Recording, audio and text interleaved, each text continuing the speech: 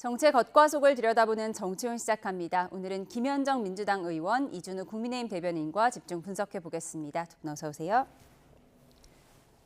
정청래 민주당 신임 대표가 취임 일성으로 내란 척결을 선언하며 대야 강경 노선을 예고하자 국민의힘은 대국민 선전포고라며 강하게 반발했는데요. 여야 목소리까지 들어보시죠.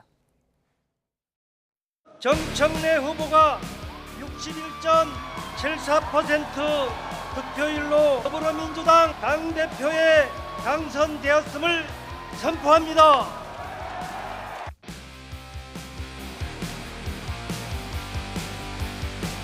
저는 그들과 악수하지 않을 것입니다.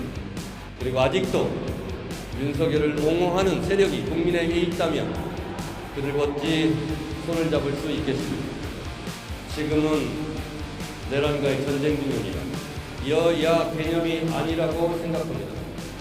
정청래 대표는 언행이 일치하시는 분이에요. 그 내란 세력, 즉 사과 반성하지 않는 세력과는 악수도 하지 않겠다 하는 것도 그렇게 강하게 나가실 거예요.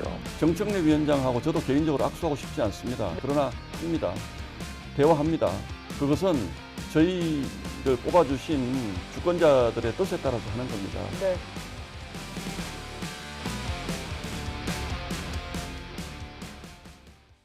네, 야당과 악수하지 않겠다. 여야 개념이 아니다. 정청래 대표가 당선 직후에 내란과의 전쟁 중이라며 사과와 반성 없이는 야당과 상대하지 않겠다는 취지로 말했습니다. 보통 속마음이야 어쨌든 정무적으로 여야 협치를 말하는 게 일반적인데 어떤 판단에서 이런 얘기를 했을까요? 일단 내란 종식에 대한 강력한 의지를 좀 표명한 것 같고요. 사실 내란 종식과 관련해서는 여야의 문제가 아니라 그 국민의 명령이자 시대적 또 사명이 되어 있거든요. 그래서 국민들은 조속하게 내란을 종식하고 국가가 정상화되는 것을 바라지 않습니까? 그렇게 하자라는 취지인데 아쉽게도 이제 국민의힘의 이제 태도를 보면은 사실 그 내란 수괴를 배출한 정당으로서의 공동 책임이 있음에도 불구하고 그거에 대해서 진정 어린 그 사과나 뭐 반성 을 통한 뭐 그 쇄신 이런 것보다는 오히려 지금 최근에 전당대에 돌아가는 모습들을 보면 오히려 윤 어게인 정당으로 회귀한다든지 오히려 구구화된다든지 이런 모습들을 보이는 거에 대해서 대단히 우려를 이제 나타내고 있는 것이죠. 그래서 사실 대한민국에서 다시는 불법 계엄이나 내란이 다시 일어나지 않아야 되지 않습니까? 그래서 그 내란 세력들에 대해서는 엄단을 통해 가지고 다시는 그런 일이 재발되지 않도록 해야 되고 또 내란을 제대로 종식해야지 국민을 통합시킬 수 있는 거거든요. 그래서 국민 통합을 그 기반으로 해갖고 민생이나 경제 또 외교안보 등 해서 국가를 정상화시킬 수 있기 때문에 그런 차원에서 국민의힘이 계속해서 그런 태도를 견지한다라고 하면 협치보다는 강경하게 싸울 수밖에 없다라는 의지를 표명한 것이라고 저는 생각합니다. 예, 국민의힘 신동욱 의원은 나도 개인적으로 정청래 대표와 악수하기 싫다 오늘 이렇게 얘기했습니다. 네. 악수하기 싫지만 우리는 국민의 뜻을 받들어 대화하는 것이다 이렇게 대응을 했습니다. 그렇죠. 우리가 지금 정당의 대표로서 이제 정청래 후보자 당선이죠. 이제 정청래 당 대표가 됐는데 저렇게 사감을 가지고 언행하는 모습에 대해 좀 유감이다 말씀을 드립니다. 정청래 대표는 강성 지지층을 등에 업고 당선이 됐습니다. 그래서 당분간은 강성 지지자들이 듣고 싶어하는 말을 주파수에 맞춰서 이제 앞으로 계속 언행을 좀 하실 걸로 보이고요. 또 실제로 그런 행동을 많이 하실 걸로 보입니다. 예를 들면 검찰개혁, 뭐 언론개혁 등등 이런 3대 개혁을 추석 전까지 끝내겠다는 그런 이제 구체적인 매뉴얼까지 내놨는데 아마 이런 것들 전부 다 강성 지지층들을 좀 달래기 위한 강성 지지층들이 듣고 싶어하는 말을 좀 우선하는 게 아닌가 싶습니다. 하지만 그럼에도 불구하고 국민들은요 정당의 양쪽 날개로 해서 국가가 운영된다는 것을 모두 다 알고 있습니다. 한쪽 날개를 인정하지 않고 한쪽 날개를 꺾어버리겠다는 그런 집권 여당, 의석수를 많이 가진 집권 여당입니다. 의석수가 비슷하면 그런 말을 하는 것도 기세 싸움이라고 이해할 수 있지만 압도적인 의석수를 가지고 있고 실제로 그렇게 행동하려 하는 그런 모습을 보여주고 있기 때문에 상대 정당을 존중하지 않는 모습을 보여준 것은 국민의 절반을 무시하는 처사다. 매우 유감이다 말씀드립니다. 야당과 악수하지 않겠다고 한 건 강성 지지층을 향한 메시지였다라고 분석을 하셨는데요. 그런가 하면 오늘 첫 최고위원회에서 3대 특위를 설치하면서 강력개혁의 시동도 걸었습니다. 특위위원장들을 보니까 민영배, 최민희, 백혜련 의원이에요. 평소 발언이 상당히 강성한 그런 의원들이잖아요. 네. 그러니까 일단은 그 뭐 경선 과정에서도 항상 그랬지만 정관성화처럼 그 개혁을 완수하겠다 이렇게 공약을 했었잖아요. 그래서 당선되자마자 첫 번째 최고위에서 가장 먼저 한 것이 이제 네 개의 TF를 이제 띄운 것인데 그 중에 이제 검찰 개혁, 언론 개혁, 사법 개혁 그리고 그 당원 중심 정당 TF 뭐 이렇게 해서 네 개의 TF를 띄웠는데 그 중에 뭐 검찰 개혁 관련해서는 그 분야에 있어서 그동안 계속 그 목소리를 내왔고 그거 관련된 전문적인 지식이 있는 의원들을 이제 임명한 것이다라고 보면 되죠. 강성이라기보다는. 그래서 민영배 의원 같은 경우는 계속해서 이번에 뭐 검찰청법도 대표 발의한 분이시기도 하고 그동안에 검찰 개혁에 대해서 누구보다 앞장서서 했던 분이니까 민영배 의원을 TF 위원장으로 이제 임명한 것 같고요. 최민희 의원은 뭐 현재 가방위원장으로 그동안 뭐 국민들이 다 보아오셨지 않습니까? 민원련 출신으로 또 방송계 출신이기도 해서 또 이제 백혜련 의원도 검사 출신, 이제 율사 출신 또 의원이시고 사법개혁에 대한 그런 그 관심도 많고 또 지식도 많이 있거든요. 그런 분들 그리고 또 우리 그 당원 중심 정당 TF 위원장에는 이제 우리 장경태 그 의원을 이제 임명해갖고 빠르게 이제 그 마무리하겠다. 그리고 그런 개혁들을 마무리하고 그 다음에는 뭐 민생이나 경제 쪽에 집중하도록 하겠다. 그리고 이재명 정부의 그 국정 운영을 뒷받침하겠다. 이런 이제 기조인 것입니다. 네. 예. 그런데 이제 워낙 전광석화처럼 하겠다 이렇게 속도를 강조하다 보니까 너무 속력을 내는 것에 대한 부작용이 있는 것 아니겠느냐 이런 우려도 나와요. 근데 정청래 의원 후보실을 저희 방송에 출연해서 부작용 우려하면 아무것도 할 수 있는 게 없다 이렇게 말하기도 했거든요. 부작용을 우려하면 아무것도 할 수 없다. 뭐 부작용을 우려해서 아무것도 할 수 없는 게 아니라요. 부작용을 우려해야지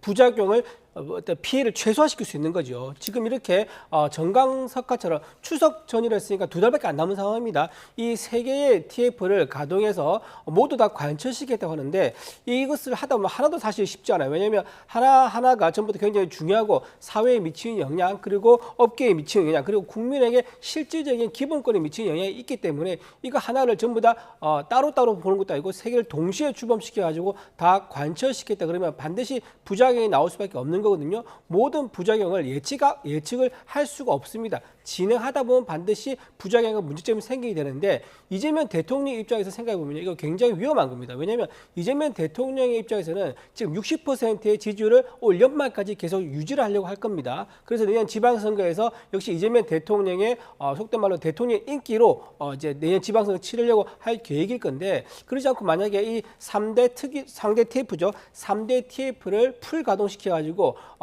부작용이 생긴다 그러면 대통령 지지율이 하락할 수 있기 때문에 속도 조절에 대해서 대통령실과 아마 집권 여당 간의 갈등이 분명히 생길 수밖에 없을 것이다. 저는 그렇게 보고 만약 이런 갈등이 생겼을 때 정청래 대표죠. 정청래 대표가 이거에 대해서 이재명 대통령과 호흡을 맞춰가지고 적당하게 양보하면서 추진할지 아니면 밀어붙일지 거기에 따라 가지고 차기 대권 구도가 어떻게 되는지도 나타날 수 있는 거기 때문에 굉장히 이 3대 TF의 속도가 굉장히 중요하다 그래 봅니다. 한마디만 덧붙일게요. 이제 개혁에는 저항이 따르기 마련이잖아요. 그래서 정권이 바뀌면은 보통 6개월 안에 개혁할 것들은 해야 된다 이렇게 얘기하지 않습니까? 근데 벌써 지금 출범한 지 2개월이 되었거든요. 그리고 이제 앞으로 추석 전까지 2개월이 남았기 때문에 4개월이 되는 거거든요. 그리고 그 검찰 개혁이라든지 언론 개혁, 사법 개혁은 20대 때부터 이미 추진되던 것들이에요. 그리고 대부분이 많이 국민적 공감대도 형성되어 있고 지금 당내에서 계속 논의되어 와 있고 언론 개혁 같은 경우는 이미 뭐 방송 3법도 오늘 이제 처리가 될 예정으로 되어 있는 거 아닙니까? 그래서 이미 많이 준비되어 있다. 그렇기 때문에 뭐 시간에 쫓겨서 이렇게 뭐 졸속으로 하거나 이런 일은 없다라는 말씀드리고 그 관련된 그 TF 이전에도 당내에서 많은 논의들이 이어져 왔고 지금도 하고 있는 중이거든요. 그렇기 때문에 그런 염려는 없고 오히려 개혁의 시기를 놓쳤을 때의 문제들이 더 많이 생길 수 있기 때문에 빨리 하는 게 좋겠다. 추석 전에 끝난다고 해서 서두르는 게 아니다 이렇게 말씀을 그렇습니다. 하셨습니다. 제가 조금 하나 더 말씀을 좀 짧게 드릴게요. 근데 문재인 정권이 5년 동안 정부를 계속 유지했지 않습니까? 그럼 5년 내에 왜 이걸 안 했었죠? 윤석열 정부는 2년 반밖에 안 됐습니다. 2년 반 동안 있었던 일 가지고 이거를 전부 다 뒤집어 엎어가지고 개혁한다고 얘기하는데 이미 민주당에서는 개혁할 수 있는 충분한 시간을 5년이나 확보하고 있었습니다. 근데 하지 않았단 말이에요. 이건 제가 보기에 굉장히 정치적 이유다. 이제 정청래 이제 후보 가진 생각은 문제 삼지 않으면 문제가 안 되는데 문제를 삼게 되면 문제가 되는 거다라고 하면서 이제 수사를 했던 이제 검찰이라든가 재판했던 이제 사법부 그리고 이를 보도한 언론에 대한 손목이다. 저는 그렇게 보여집니다. 네, 그런가 하면 어제 정청래 대표는 첫 공식 일정으로 수해 현장을 찾았는데 수해 현장을 가기 전에 SNS에 강선우 전 여성가족부 장관 후보자와 통화한 사실을 올려서 눈길을 끌고 있습니다. 영상으로 보시죠. 네, 정 대표가 그제 올린 겁니다. 당선된 당일 밤 SNS에 강선우 의원과 통화한 사실을 올렸습니다. 이 글에는 강 의원을 향해 당대표로서 든든한 울타리가 되겠다며 응원의 메시지를 보냈는데요. 보좌관 갑질 논란으로 낙마한 터라 야당에서는 비판이 나왔죠. 주진우 국민의힘 의원은 이재명 대통령이 강선우를 내쳤지만 정 대표는 끝까지 않을 거라는 메시지라며 대통령과 차별화 전략이 시작됐다고 말했습니다. 그러면서 국민 통합이 아닌 개딸 통합에 나섰느냐며 비꼬기도 했는데요. 반면 여당 내에서는 인간적인 안타까움이라며 옹호하는 목소리가 나오는데요. 들어보시죠. 강선우 의원에 대해서는 우리 지지자들과 또 당내 의원들 사이에 인간적인 그런 안타까움을 가지고 있는 것은 사실이고요. 이 부분에 대해서는 대부분 생각이 동일할 거다 생각합니다. 네, 지금 본회의 상황을 좀 잠시 보고 오겠습니다. 지금 국회 본회의에서 방송상법을 상정하는 것으로 보이는데요. 현장 화면 보시겠습니다.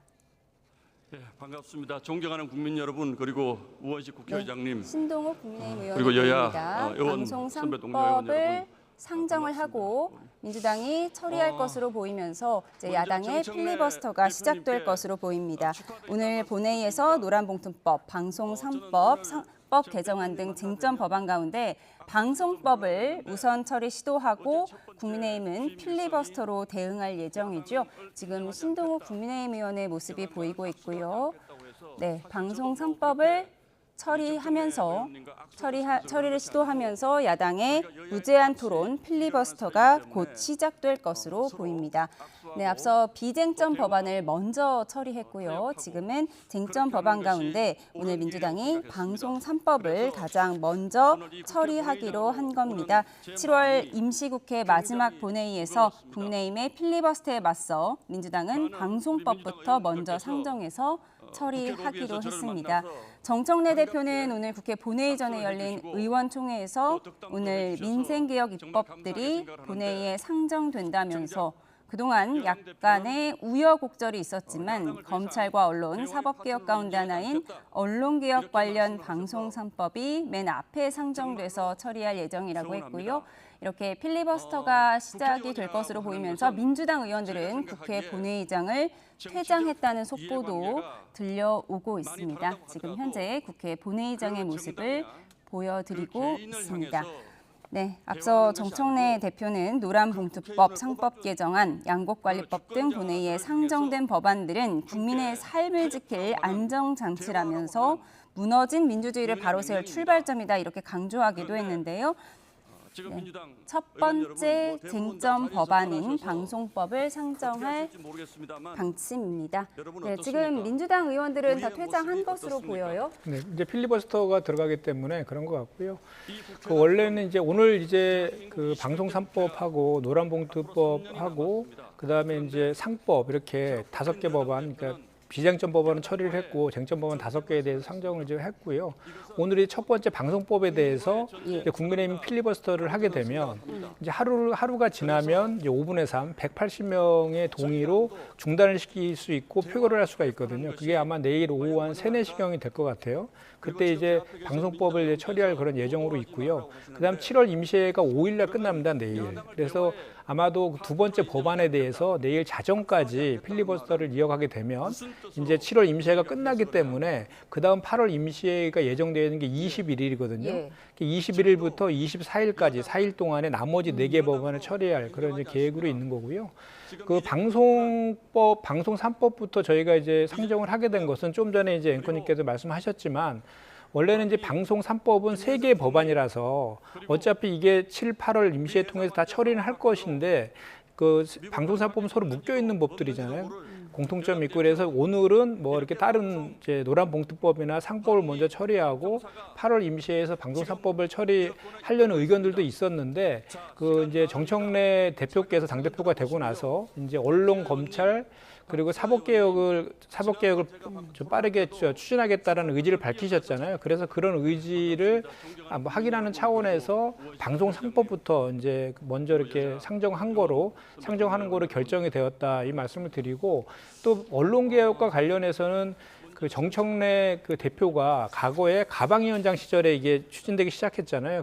그래서 그 내용에 대해서도 누구보다도 잘 알고 또 애착도 갖고 있는 거라서 그렇게 추진을 하게 된 것이고요. 그다음에 이제 한 가지만 아까 말씀하신 거에 이제 3대 그 개혁과 관련해서 말씀을 좀 드리면 이게 국민적 공감대도 형성되어 있고 또 오랫동안 준비되었던 논의되었던 내용들인데 그와 관련해서 계속 이런저런 이유를 들어가지고 계속 반대를 한다라고 하면 국민들이 보시기에는 국민의힘이 반대를 위한 반대를 하고 국정 발목 잡기를 하는 것이다라고 또 생각하실 수밖에 없거든요. 그렇기 때문에 지금 국민의힘에서는 오히려 그러기보다는 국민들이 공감하고 있는 것들에 대해서는 여야 협치의 모습으로 같이 처리하는 것이 저는 좋은 판단이다라는 생각을 합니다. 네, 이렇게 지금 국민의힘 신동욱 의원이 첫 번째 무제한 토론 필리버스터 주자로 나서게 됐는데 이렇게 필리버스터를 하더라도 결국 24시간 이내에 민주당 의원들의 의석만 가지고도 이 필리버스터를 멈추게 할 수 있잖아요. 결국 법안을 하루만 늦춰서 처리하는 결과밖에 가져올 수가 없어요. 그래서 필리버스터 무용론까지 나오는 상황인데요. 국민의힘 입장 어떻습니까? 일단 우리가 의석수에서 뒤지기 때문에 이런 안건 같은 거 올릴 때 안건을 무엇으로 할지 또 안건 순서를 무엇으로 할지 오늘 아침까지만 하더라도 정해지지 않았습니다. 그런데 지금 민주당에서 상법을 할지 방송법을 할지 하다가 지금 방송법을 먼저 한다라고 좀 전에 결정된 거예요. 그렇다고 해서 아마 위에서 어떤 오다가 내려오길 기다리지 않았나라는 생각이 들고요. 일단 의석수에 이렇게 밀리기 때문에 우리 국민의힘이 그렇다고 해서 아무것도 하지 않고 무기력하게 있을 수만은 없다. 의석수에는 현재 밀리는 건 현실인 거고요. 그럼 우리가 싸워서 이길 수 있는 건 다 한 분야가 있습니다. 바로 여론입니다. 여론에서 우리가 국민의힘이 여론 국민들을 향해서 좀 더 설득력 있고 좀 더 자세한 내용으로 좀 더 쉽게 자꾸 설명을 드리면서 국민을 설득하는 과정을 통해서 여론을 우리가 더 우리 쪽으로 돌리는 이런 방법을 최선을 다한다 그러면 아마 국민들에서 지지도가 좀 올라가지 않을까 싶은 생각도 들고요. 지금 방송 3법 같은 경우 예를 들면은 지금 핵심이 이렇습니다. 국민의힘이 보기에는 민노총이 이제 이재명 정부가 탄생하도록 많은 지지를 했었는데 그때 이재명 정부 탄생에 대한 어떤 청구권을 내민 게 아닌가 싶은 생각이 듭니다. 방송사 이 방송사법은요 KBS, EBS, 박문진 MBC를 말한 거죠. 이 방송 3사에 대해서 노총이 경영권이라든가 인사권이라든가 편집권에 침해를 할 수 있는 그런 내용을 합법적인 어떤 제도화시켜서 침해를 할 수 있는 그런 부분을 담고 있기 때문에 이거는 언론의 저널리즘의 어떤 독립성에 우리는 맞지 않다. 언론의 방송 장악을 위한 독소 조항이다라는 것이 국민의힘에 대한 기본 입장입니다. 그래서 이것을 오늘 하루 동안 상세하게 국민들 앞에 구체적으로 좀 말씀을 드린다면 국민들이 아마 이 조항에 대해서 이 방송 3법에 대해서 무엇이 잘못됐는지 좀 더 이해를 하면서 국민들이 좀 판단을 해주실 거다. 예, 말씀하신 부분이요. 필리버스터 무용론에도 불구하고 국민의힘은 국민에게 알리는 차원에서라도 필리버스터를 할 수밖에 없다라는 부분이에요. 발언이 있으세요? 근데 이제 팩트를 좀 바로잡아야 되는데 저도 오늘 오전에 그 국회의장님 뵐 때 저도 같이 배석을 했었거든요. 그 안건과 관련된 최종적인 확정은 국회의장이 권한입니다. 그래서 여야의 의견을 듣고 최종적으로 국회의장이 이제 확정을 하는 것이다라는 말씀을 제가 드리고요. 그리고 이 방송법과 관련해서도 좀 전에 뭐 민주노총 얘기를 또 하시는데 국민의힘은 어떤 근거도 없이 툭하면은 뭐 이렇게 연관성도 없는 민주노총을 갖다가 자꾸 노란봉투법도 민주노총 방탄법이다라고 하고 언론 방송 3법도 민주노총의 청구를 받은 것이다 이렇게 얘기하는데 그렇게 공당에서 근거도 없이 그냥 갖다 이렇게 막 그렇게 한두 번 단위 계속 반복적으로 하는 것은 그건 잘못된 것이다라고 저는 말씀을 드립니다. 그러니까 이 방송 3법은 이제 국민들도 다 아세요. 공영방송을 국민의 품으로 돌려주자라고 하는 거잖아요. 그래서 원래는 집권 여당이 되면은 방송 3법을 개정하지 않으려고 하죠. 왜냐하면 대통령이 그동안 다 임명해 왔으니까. 그럼에도 불구하고 그 공영방송의 이사진들, 사장부터 해서 이사진들에 대한 구성을 시민사회라든지 또는 뭐 언론계라든지 이런 쪽을 다양하게 해가지고 정치권의 임명 몫을 최소화시키겠다라고 해서 그런 방식으로 하는 거잖아요. 결국 공영방송을 국민들에게 돌려주겠다. 정권이 바뀌더라도 그 방송의 공정성과 독립성을 담보하겠다라고 하고 있는 것이잖아요. 그럼 오히려 이런 법안과 관련해서는 야당에서 오히려 찬성해야 될 그런 내용들 아닙니까? 근데 오히려 이걸 같이 무슨 근거도 없이 민주노총이랑 이게 무슨 상관이 있습니까? 제가 좀 민주노총 말씀드리니까 제가 짧게 좀 말씀드리면 그 방금 말씀하신 대로 국민에게 돌려주겠다 그러면 국민이 참여하시도록 하면 됩니다. 지금 근데 내용이 그렇지 않지 않습니까? 민주노총이 참여하나요 여기에? 민주노총 계열에 참여한 거죠. 말씀을 전부 다 민주노총과 가까운 진영에 있는 잠시만요. 시민단체라든가. 앞서 정청래 대표가 SNS를 통해서 강선우 의원을 향해 든든한 울타리가 되겠다며 각별한 애정을 보였다는 내용 화면으로 정리를 해드렸습니다. 사실상 전당대회 마치고 첫 메시지가 강선우 의원을 응원한다는 메시지였어요. 그런데 사실 자진 사퇴하긴 했지만 강선우 전 후보자가 대통령의 뜻을 받들어 자진 사퇴했다. 당연히 이런 분석이 가능한 상황에서 정청래 의원이 왜 강선우 전 후보자를 이렇게 감싼 것이냐, 이 부분에 대한 갑론을박이 있습니다. 그러니까 그 정청래 대표 같은 경우는 그 전에도 동지는 뭐 비가 오면 같이 맞고 돌멩이를 던져도 같이 맞는 게 동지다라는 얘기를 자주 했었잖아요. 그런 차원에서 지난 그 당대표 경선 과정에서도 그 강선우 의원을 두둔하는 입장을 가졌던 거죠. 근데 이제 그 실제로 이제 낙마하면서 그 본인은 얼마나 힘들겠습니까? 그거에 대해서 이제 선거 끝나고 1호차 아마 전화했던 것 같고요. 또 그 낙마 과정에서 우리 당내 의원들도 지금 의견이 좀 갈렸잖아요. 그런 의원들도 이런 거를 통해 가지고 좀 다시 이제 가장 중요한 것이 당내의 단결과 통합이라는 차원에서 그런 차원의 메시지를 좀 전달하는 것까지도 포함해서 전화를 하지 않았나 이렇게 싶고, 또 실제로 그 강선우 그 의원의 낙마와 관련해서는 당내 이제 당원들이라든지 또는 의원들 사이에서도 좀 그거에 대해서 좀 뭐랄까 이렇게 좀 아쉬워하는 그런 분들도 있기 때문에 그런 정서까지 감안해서 하지 않았나 저는 그렇게 생각합니다. 예, 주진우 국민의힘 의원은 정청래 대표가 이재명 대통령과 차별화에 나선 것 아니냐 이런 분석을 SNS에 올렸는데요. 어떻게 보셨어요? 네, 차별화도 이제 일리가 있는 거고요. 저는 제가 보기에 더 큰 뜻이 있다고 봅니다. 지금 집권 여당, 거대 의석을 가진 집권 여당의 대표가 되는데 일성으로 강선우 의원을 왜 꺼냈을까요? 강선우 의원 같은 경우는 전 국민적 질타를 받았습니다. 갑질의 여왕이라는 비판도 받았고 스스로 그것을 인정하고 반성하면서 사퇴까지 한 인물인데 굳이 강선우를 끄집어서 얘기한 것은 이유가 있습니다. 정치 공학적인 이유가 있는 거죠. 지금 이번에 전당대회에서 결과로 보면요, 대의원에서 정청래 의원이 졌습니다. 예. 그러니까 원내에서 졌다는 얘기가 되는 거죠. 원내에서는 여전히 박찬대 의원에 대한 옹호가 더 많습니다. 그렇다면 본인이 당 대표로서 원내를 이끌고 갈 때 아무래도 갈등과 분열의 조짐이 있는 거죠. 그러면 당권을 행사할 때 안정성이 떨어지는 겁니다. 그래서 제가 보기에는 친명의 핵심이라 할 수 있는 강선우 의원이 모두들 외면하고 있을 때 본인이 손을 내밀어서 이렇게 공개적으로 손을 잡는 모습을 보여주게 되면은 강선우 의원을 지렛대로 삼아서 원내 친명 의원들을 다 포수박이와 수월하지 않겠느냐. 그런 정치공학적 계산 때문에 이렇게 공개적으로 강선우 의원을 포용하는 또는 감싸주는 이런 행보를 취하는 게 아닌가 싶습니다. 정치공학적 이유 때문에 강선우 전 후보자를 다시 찾은 것이다. 이런 분석을 해주셨습니다.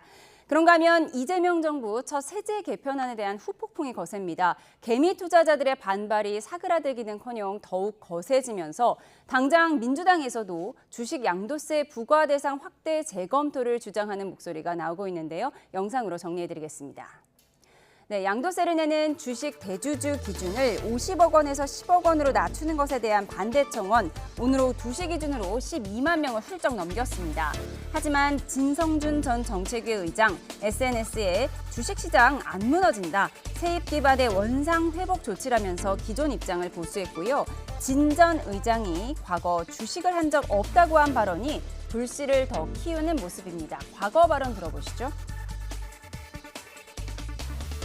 저는 이제 사실 주식 투자를 하지 않기 때문에 안 하세요? 실제적인 양태는 잘 모르겠습니다. 그래요? 네네. 때로는 정치적 반대가 부담스러워도 책임지고 해야 됩니다. 그게 정치인의 사명이죠. 네, 개미 투자자들의 비판이 쇄도하는 가운데 야당도 공세 수위를 끌어올렸습니다. 안철수 의원은 개미들이 증시 폭락으로 휴가비를 다 날렸는데 대통령은 휴가를 떠났다며 개미 핥기 같은 이 대통령이라는 글을 올렸습니다. 김문수 후보는 이 상황을 증시 계엄령에 빗대기도 했는데요. 여당 내에서는 진화하는 목소리가 나오고 있습니다. 들어보시죠. 이 문제와 관련돼서 좀 세심하지 못한 부분이 충분히 좀 있었다라는 생각이 들고 그래요. 큰 정책적 목표는 다 알겠지만 예. 그와 관련된 세부적인 또 여러 가지 로드맵과 설계를 해야 되는데 예. 그런 부분들을 좀 혼란을 주었다라는 생각이 듭니다. 하지만 정청래 신임 대표는 의원들의 개별 의견을 내지 말라고 단도리를 했습니다. 들어보시죠. 주식 양도소득세에 관한 논란이 뜨겁습니다. 당 내에서는 이렇다 저렇다 공개적으로 논란을 하는 것은 적절하지 않아 보입니다. 그래서 이 시간 이후로 이 문제에 대해서는 비공개에서 충분히 토론할 테니 우리 의원님들께서는 공개적인 입장 표명을 자제해 주시기 바라고. 네, 양도세를 내야 하는 대주주 기준을 50억 원 보유에서 10억 원으로 낮추는 방안을 두고 여당 내에서도 갑론을박이 뜨거운 것 같습니다. 아무래도 서울 아파트 평균가가 14억 원에 달하는데 뭐 주식 10억 원어치 갖고 있다고 대주주로 묶어서 양도세를 부과하는 것이 맞느냐 이 논쟁이에요. 그리고 대주주에 속하지 않은 개미 투자자들에게 피해가 갈 수도 있다는 부분이거든요. 지금 민주당 내 분위기 어떻습니까? 그러니까 당내에 이제 이견들이 있는 건 사실이고요. 이제 어떤 거냐면 저희가 이재명 정권에서 코스피 5천을 공약했잖아요. 이게 코스피 5천을 달성한 목표가 있는데 그 목표를 달성하기 위해서는 우리가 한 차례 이제 개정했던 상법 개정하고 또 자사주 소각 의무화라든지 배당소득 분리과세 등 그리고 뭐 주가 조작이나 이런 자본시장을 교란하는 불공정 행위들에 대해서 원스트라우트 제도를 지금 도입한다든지 이렇게 그 자본시장을 규제하기보다는 자본시장을 활성화시키는 정책들이 좀 필요한 그런 시점인데 이 양도소득세를 50억에서 10억으로 내리는 거에 대해서는 그 방향과 관련해서 좀 역행하는 측면이 있다라는 지적이 있는 것이죠. 무슨 말이냐면 양도소득세를 50억으로 10억으로 내리자라는 것은 이제 윤석열 정부에서 이렇게 올렸던 거를 이제 정상화시키자라는 관점도 있고 또 세수 중대 측면도 좀 있긴 하지만 사실 세수 중대와 관련해서는 그게 크게 세수 중대 효과가 없다라는 저 진단이고 또 이게 연말에 소유하고 있는 기준이거든요. 그래서 연말이 되면 항상 갖고 있던 대주주의 요건을 회피하기 위해서 매도 물량을 시장에서 많이 쏟아냈거든요. 그렇게 되니까 주가가 이제 떨어지는 이런 것들이 이제 그동안 이제 반복돼 왔다라는 측면에서 오히려 이제 주가 하락의 원인, 코리아 디스카운트의 원인으로 작용할 수 있다라는 우려가 있는 것이죠. 그래서 이것이 지금 뭐 50억이 맞느냐 10억이 맞느냐 이 문제보다는 현재 이런 코스피 5천을 향하는 흐름 속에서의 그 정책과는 좀 맞지 않는 역행하는 거 아니냐는 지적이 있는 것이고 마찬가지로 그 개인 투자자 입장에서 보면 연말에 매도 물량이 나오게 되면 주가가 떨어지니까 아무래도 개인 투자자한테 피해가 갈 수 있잖아요. 그런 측면에서의 지적들이 있는 것입니다. 그래서 이와 관련해서는 이제 그 정청래 대표께서 빠르게 오늘 이제 최고위의 공개 발언을 통해 가지고 빠르게 그 정책위 의장한테 그 당내에 있는 의견들을 정리해서 보고하라고 했거든요. 그래서 이것은 또 이제 주식시장에 영향을 미칠 수 있기 때문에 빠르게 결정하는 게 필요하거든요. 그래서 빠르게 결정하겠다 이렇게 정리를 한 상황입니다. 예, 개미 투자자 반발이 워낙 크다 보니까 지금 민주당 내에서도 좀 화들짝 놀란 그런 분위기도 읽히기도 하는데 정청래 대표가 개별 의원들은 의견 내지 말아라, 당분간 공개행보 자제해라 이렇게 불호령을 내렸거든요. 어떤 속내라고 보세요? 지금 개별 의원 몇 명이 얘기했습니다. 이현주 의원하고 뭐 김소희 의원인가요? 이제 이런 분들이 우리 서울 평균 집가가 아까 말씀 집값이 한 14억 정도 되는데 10억 정도에서 양도소득세를 매긴다 그러면 이거는 과하다라고 하면서 개미 투자들의 불이익이 예상된다라고 이제 정상적인 그런 지적을 한 거죠. 근데 그런 부분에 대해서 정청래 당 대표가 발언하지 말라고 한 것은 아무래도 이재명 대통령 야당을 이끌었을 때 그 극일 체제를 다시 한번 구사하려고 하는 게 아닌가 싶은 생각이 좀 듭니다. 그리고 또 하나 말씀드리면 이재명 대통령이 사실상 반기업적인 그런 본색을 좀 드러낸 적이 있습니다. 이미 국무회의, 우리 우리나라 처음으로 국무회의를 생중계 방송한 적이 있었는데요. 그 자리에서 그때 산재가 많이 일어난 기업에 대해서는 인위적으로 주가를 떨어뜨리는 방법을 고려해 볼 수 있다. 이런 얘기도 했었습니다. 그때 주가가 실제로 하락했습니다. 그 말이 나온 이후로. 그랬고 이번에 관세 협상도 실패했다는 평가가 있어서 주가가 떨어졌습니다. 그럼에도 불구하고 코스피 5천을 목표로 삼는다라고 얘기하는데요. 코스피 5천이 성과가 달성되려면요. 기업들이 성장할 수 있다는 시장에서의 기대감이 있어야지만 코스피 5천이 되는 겁니다. 그런데 이런 식으로 기업들에게 주가를 인위적으로 떨어뜨릴 수 있다. 또는 법인세를 올리겠다. 그다음에 주식거래세 미국에는 없는 거거든요. 근데 우리나라에서 주식거래세 또 올리겠다. 그리고 대주주 양도세를 하향해서 연말에 던지기를 하는 거죠. 양도세를 피하기 위해서. 그렇게 되면 기업 입장에서는 가치가 떨어지는 문제가 생기고 또 개인 및 투자자는 손실을 보는 문제가 생깁니다. 이런 식으로 기업가 주주들에게 여러 사람들에게 굉장히 불리한 이런 정책을 계속 쏟아내고 있는데 어떻게 코스피 5천을 달성하겠다는 건지 굉장히 말과 행동이 다른 그런 정책을 계속 쏟아내고 있는 상황이다 말씀드립니다. 세제 개편안은 이제 방안이고 수정 가능성도 있으니까요. 지켜보도록 하겠습니다. 다음 이슈를 짚어보겠습니다. 김건희 특검팀이 조만간 윤 전 대통령에 대한 체포영장 집행을 다시 시도할 걸로 보이죠. 여권에서는 담요로 말아 강제로 데리고 나오라며 특검팀을 압박하기도 했는데요. 윤 전 대통령 측은 윤 전 대통령 몸에 불법적으로 손을 대는 순간 법적 조치를 검토할 것이라며 으름장을 놓기도 했습니다. 영상으로 보시죠. 네, 먼저 민주당 추미애 의원의 반응부터 보겠습니다. 특검이 영장을 읽어주면 체온이 올라가고 변호인이 면회실로 불러내면 체온이 내려가는 변온 동물에 해당되는 것이냐, 윤리를 저버린 폐륜의 극치라고 비판했습니다. 정청래 신임 대표는 커튼이나 담요로 둘둘 말아서 나올 수도 있다며 이른바 보쌈설을 언급했는데요. 여야 반응 들어보시죠. 속옷 난동이라니 기가 막힙니다. 윤석열의 변호인들은 인권 침해를 주장합니다. 우리나라의 인권은 세계적인 수준입니다. 그 덕분에 내란 수계 또 독방 생활도 348명의 접견자와 395시간 에어컨 접견도 용인되는 것입니다. 매섭고 무거운 법의 철퇴를 내려야 합니다. 특검과 교정당국은 더는 지체하지 말고 내란 수계의 난동을 진압해야 합니다. 뭐 옷을 벗어는 이런 건 이거 자체가 인권 침해입니다. 교도소에서 있은 일을 누가 합니까? 윤석열 대통령 재소자에게도 인권이 있는데 그 인권 침해에 해당되는 부분에 대해서는 우리 당이 반드시 조사위원회를 구성해서 제가 대표가 되면 조사하고 엄중하게 그 관련자를 문책하겠습니다. 네, 정청래 대표는 담요로 둘둘 말아 데리고 나올 수 있다. 이른바 보쌈설을 제안했는데 이에 대해서 인권 침해 아니냐. 그리고 특검의 브리핑 내용이 너무 세세한 것이 국민의 알 권리를 넘어 모를 권리를 침해한 것 아니냐. 이런 얘기까지 나오고 있는 상황이에요. 어떻게 보세요? 인권 침해를 한 사실도 없지만 인권 침해를 운운하기보다는 운운하는 것은 정말 너무 후한무치하다 이런 생각을 하지 않을 수가 없습니다. 그러니까 지금 저희 당의 특위위원들이 서울구치소 가서 확인한 내용을 보면 지금 1, 2차 구속 기간을 합치면 한 70여일 정도 되는데요. 그 70여일 동안에 348명을 무려 395시간 동안 접견을 했다는 겁니다. 그것도 주말 또는 시간 외, 야간, 그리고 또 조사실 접견 등 해가지고 그러니까 총 일수로 따지면 16일 정도를 접견했다는 겁니다. 70일 중에. 그리고 온갖 특혜들, 일반인으로는 상상도 할 수 없는 그런 특혜를 받으면서 지금 구치소에 생활을 지금 하고 있는 거거든요. 그런데 예를 들어서 본인이 합법적인 소환 조사에 나가서 뭐 묵비권을 행사한다거나 진술거부권을 행사한다는 것은 피의자로서의 방어권이라고 선택의 상황이라고 하지만 합법적인 강제 구인 절차에 응하지 않는 것은 불법의 영역이거든요. 그거를 버젓이 지금 하고 있는 거잖아요. 그래서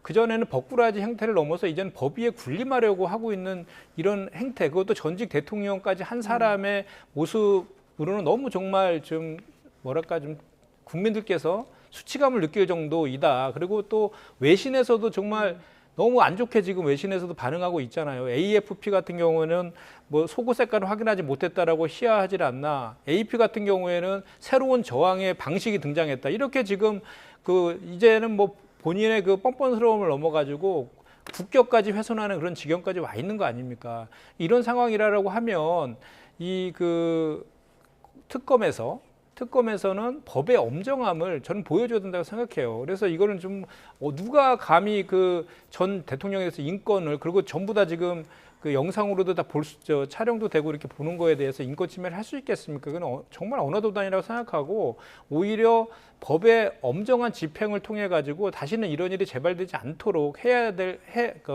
필요가 있다. 저는 그렇게 생각합니다. 예, 잠시만요. 저희가 속보가 들어와서 먼저 전해드리겠습니다. 최상병 특검이 심우정 전 검찰총장에 대한 압수수색을 진행했다는 속보가 들어왔습니다.